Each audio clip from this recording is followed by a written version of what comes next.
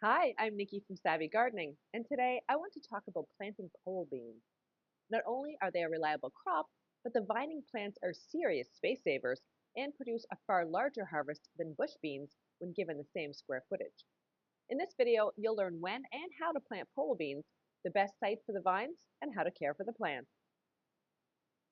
Pole beans need full sun and fertile, well-draining soil to ensure good vigor and production.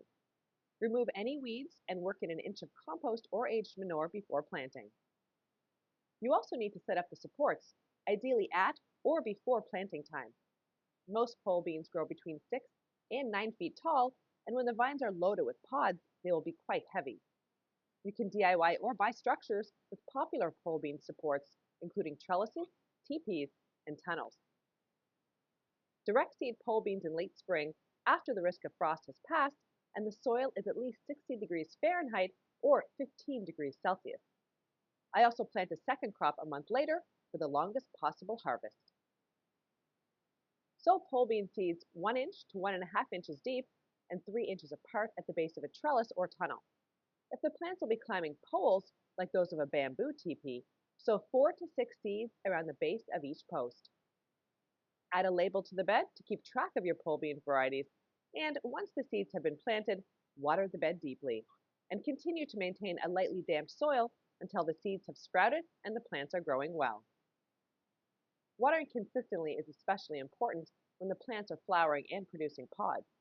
Drought stress can cause the plants to drop their blossoms. And after the blossoms form, it takes just a few days for those pole bean flowers to turn into the tender pods. It's best to harvest as soon as the pods reach the proper size, usually 5 to 8 inches depending on the variety, so refer to your seed packet to be sure. Harvesting often and not letting the pods become over mature in the vines tells the plants to keep producing new flowers and pods. This is a great way to stretch the harvest for as long as possible, so harvest often.